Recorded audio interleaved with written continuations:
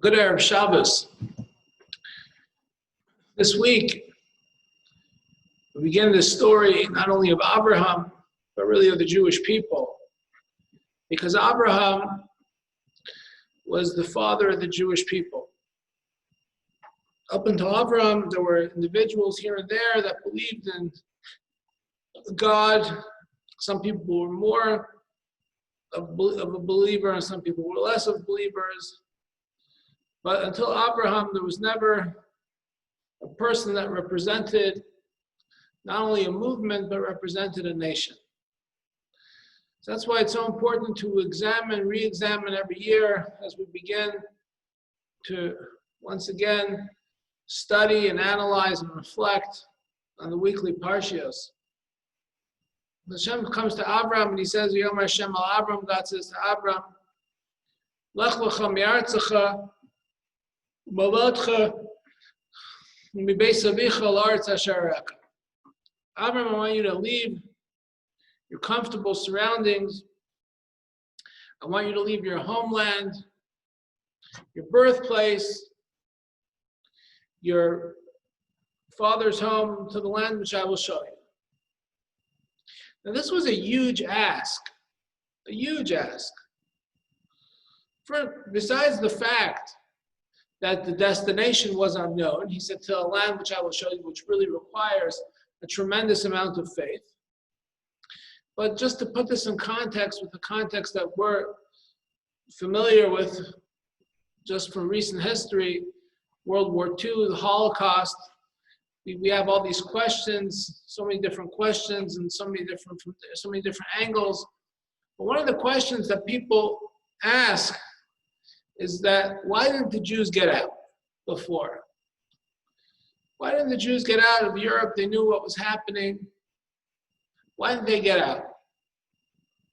So there's not one answer, and not to say that I definitely know all the answers, but there's been a few answers. First of all, a lot of people didn't believe how bad the situation would get. They didn't believe that we'd end up in gas chambers. And, there's another answer, is that they didn't really have a place to go. Immigration was restricted in different places of the world where they sought safe haven, including the United States for the most part. But a good part of the reason why they never, and here and there people left before World War II, there's always stories that people left. But a good part of the reason why many people never left is because this was their comfortable surroundings. This is what they were familiar with. Well, go somewhere across the world where I don't know anything. This is the evil that I know. They didn't realize how evil the situation would get. But there's a certain comfort that people have in their natural habitat, no matter how challenging it is. That's why, the psychology, sometimes you see, unfortunately we're familiar with this in this region, especially with hurricanes coming. And there's a mandatory evacuation in certain areas. There's going to be a head-on hit from the hurricane. Yet certain people just will stay. What's the logic? Do you want to be in a suicidal situation? So there's different answers. A lot of people don't have the resources to go anywhere. Where are they going to go? A lot of people don't have transportation to go. A lot of people don't have, the means to go. But for many, this is what they're used to. This is where they're going to go. This is their home. This is where they've been for 50, 60, 70 years. It's hard to pull somebody out of their comfortable area. So all the more so when somebody is successful, with what they're doing, to say, I want you to leave now. Now that's a big ask. Someone's really effective and successful with what they're doing. Leave your comfort zone. That's what Abraham was. He was successful at what he was doing. He was effective. He was engaging. He was a good spokesperson. He was a good ambassador for Hashem in that part of the world, Mesopotamia. He inspired people. He reached out. He was a teacher. He was a leader. And all of a sudden, boom, leave everything behind. So that was a huge ask, especially to the fact to destination unknown. Exhibited a huge amount of faith. And that's why it says, Lech lecha, go for yourself. And Rashi says, Lahanascha l'tamascha, this is for your benefit. But God showers him with blessings. He blesses him. He says, if you leave, I'll make you a great nation, and you'll be blessed, and your name will be great, and those who bless you will be blessed, and those who curse you shall be cursed, and so on and so forth. So, okay, fine. So he's leaving his comfortable surroundings, but at least he's assured that when he gets to his destination, everything will be great. You know, he'll be good parnasa, he'll have a good livelihood, and he'll have a nice family, he'll be promised children, and then everything will be fine. So he's trudging along, him and his wife and his nephew, and they're trudging along. And it wasn't like today with modern day travel. They're, trudging along with probably a donkey for days and days and days, and finally they get there. And instead of being greeted with all the blessings that he was promised, Ahirav Baretz, there was a famine in the land. The way we would translate a famine in today's time is severe depression, severe economic depression. You know how we're like living in the times of a pandemic now. There's economic downturn. So the reality is, it's a good thing or not, the federal government in the United States has, at least for the time being, an ability to print an unlimited supply of money. So we're going into deficits. The government, keeps on taking out more and more debt to help more and more people. There are more and more need. But back then, the governments didn't have that flexibility. So Vahirav Ba'aretz, there was a famine land, and literally there was no food to put on the table. So he had to leave. Can you imagine that in that moment? He said he left his comfortable home, left all his friends, left his family, left his comfortable surroundings, and he gets promised everything's be good. You make aliyah, everything's going to be wonderful. You'll get to Israel, everything will be fine. You'll be blessed. You'll have prosperity. You'll have children. And by the way, he gets there, he has to leave because there's a famine. He can't even put bread on the table. So he goes down to Egypt. And Egypt was a regional power at the time, and he thought he'd find some solace there, at least some survival. But then things go from bad to worse because his wife gets kidnapped, and the king of Egypt, the Pharaoh, attempts to rape his wife. So things are unraveling pretty quickly. And then the Pharaoh is unable to assault Sarah after he kidnaps her, so he releases her and gives Abraham and Sarah both lots of physical and material gifts. They leave home. They're on the way back, and he has a big falling out with his only remaining family member that's with him, his nephew Lot. And Lot not only leaves him, but Lot leaves him for a place that is completely against his ideology. He leaves him for the town of Sodom. Whatever you think Abraham stood for, Lot, chose a town that stood against those values. Abraham stood for kindness. Lot stood almost for cruelty. Abraham stood for godliness. Lot, went to a town that, people went to pleasuring themselves. Whatever. So talk about another dagger to Abraham's heart. The only family member he has left that's with him, he doesn't have any children. He's coming back, trudging back. He gets into falling out. His nephew, it's like his nephew stabs him with a dagger. And then sometime later he hears that his nephew is a pawn in a war between various kings, and he goes to Lot's to rescue. And he has a dialogue with the king of Sodom. And afterwards, he has this encounter with God, and he pours his heart out to God. And God promises he's going to have children. But he still doesn't have any children, and his wife Sarah pleads with him to take in a Pilegesh, a concubine, into the home, who he ends up fathering a child with, which ends up bringing tension into the home.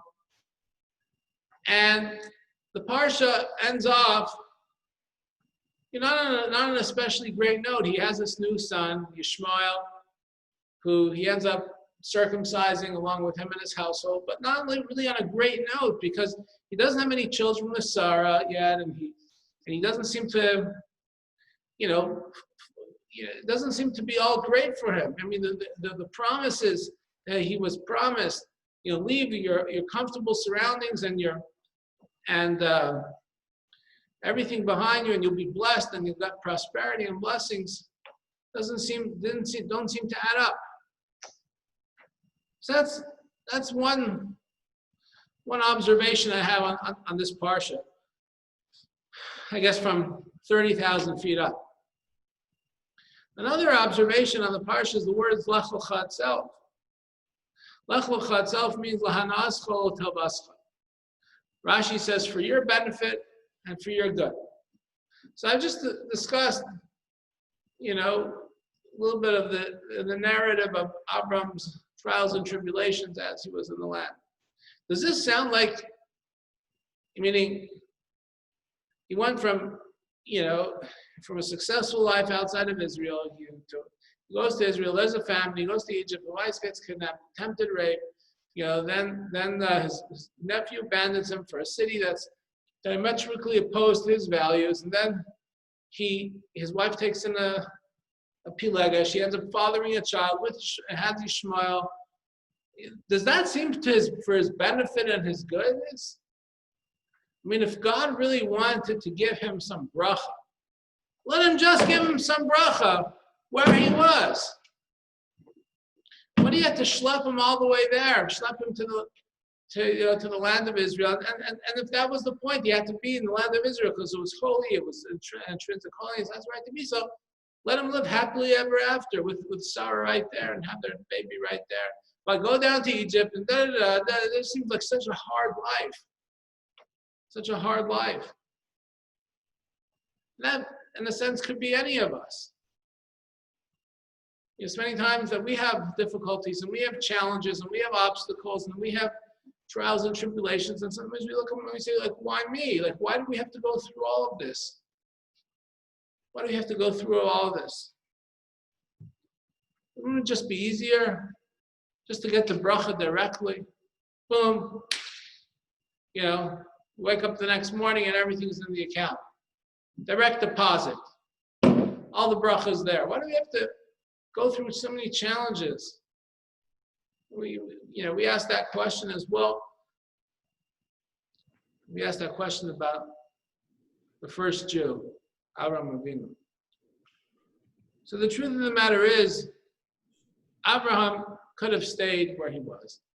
He could have stayed in the land of Kasdim. He could have stayed in the land of Haran. He could have stayed where he was. He didn't have to go. But he chose to go.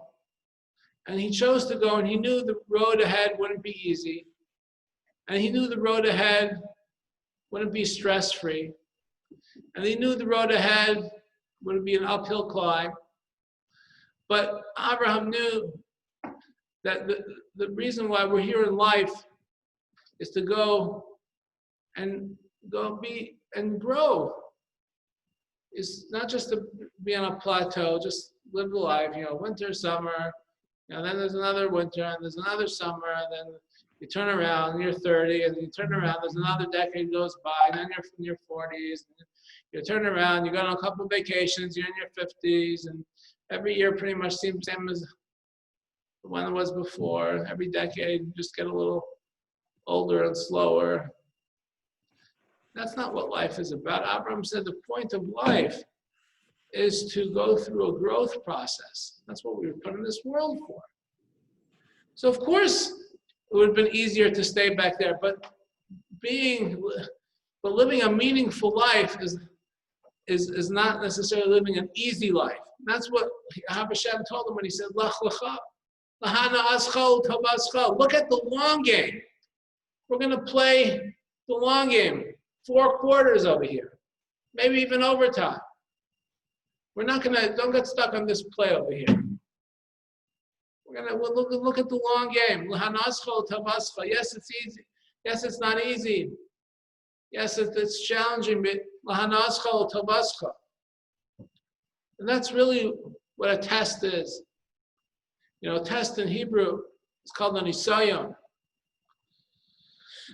The word nisayon has the root word of nes in it. Nes is a banner. It also means miracle, but it also means a banner. The sun nes l'kabitz ko'il, we say in the liturgy in the Shemona Esrei, raise up the banner to gather in the exiles. So what is the banner? What's the idea of a banner with a test? Because we all have this potential, but we have to raise the banner. How's it going to be raised up? Only by testing ourselves.